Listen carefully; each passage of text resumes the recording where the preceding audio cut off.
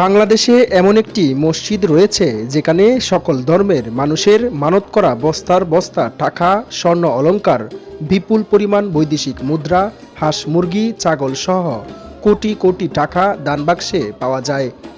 প্রতি ৩ মাস পর পর এই মসজিদের দানবাক্স খোলা হয়।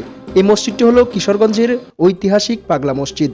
অবাক করার মতো বিষয় হলো দানবাক্স থেকে এবার পাওয়া গেছে ২৯ বস্তা টাকা। ৪ ঘন্টা গণনার আপডেট অনুযায়ী ৬ কোটি টাকা পাওয়া গেছে। শনিবার ৩০শে নভেম্বর দুপুর 12:30 পর্যন্ত গণনা শেষে এই টাকা পাওয়া গেছে। রূপালী ব্যাংক কিশোরগঞ্জ শাখার সহকারী মহাব্যবস্থাপক এজিএম রফিকুল ইসলাম বিষয়টি নিশ্চিত করেছেন। পাগলা মসজিদের দায়িত্বে থাকা কর্মকর্তা জানান, সকাল 7টায় জেলা প্রশাসক মহোদয়ের নেতৃত্বে অতিরিক্ত জেলা প্রশাসক, অতিরিক্ত জেলা ম্যাজিস্ট্রেট, পুলিশ সুপার এবং মিডিয়ার সমস্ত লোকদের সহযোগিতায় আমরা 10টি সিন্ধুক, একটি ট্রাঙ্ক টাকা সিন্ধুক থেকে খুলে বস্তা ভর্তি করেছি। 29টি বস্তা টাকা হয়েছে 29 বস্তা।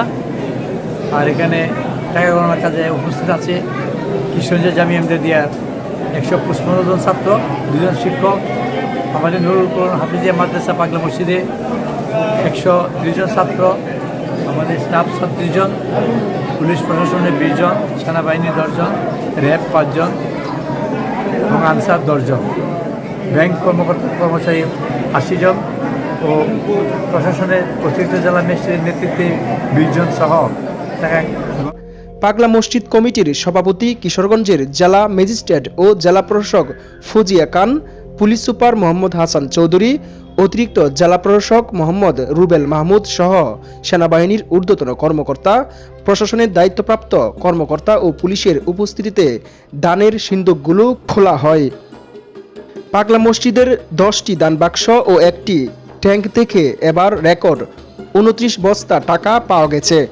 পরে মসজিদ কমপ্লেক্সের 2য় তলায় টাকাগুলো গণনার কাজ শুরু হয়। টাকা গণনার কাজে কিশোরগঞ্জের অতিরিক্ত জেলা প্রশাসক রুবেল মাহমুদ, রূপালী ব্যাংকের সহকারী মহাব্যবস্থাপক এজিএম রফিকুল ইসলাম, মাদ্রাসার 133 জন ছাত্র, জেলার ঐতিহ্যবাহী জামিয়া এমদাদিয়া মাদ্রাসার 150 জন ছাত্র সহ ব্যাংকের 80 জন কর্মকর্তা অংশ নেন।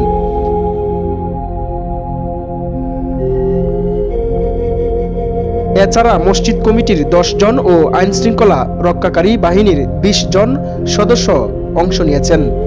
জানা গেছে সিন্ধুক খুললেই প্রতিবারেই কোটি কোটি টাকা পাওয়া যায় এবং প্রতিবারেই দানের অর্থ বৃদ্ধি পাচ্ছে। সাইফুল্লাহ সাইফ, দৈনন্দিন চিত্র।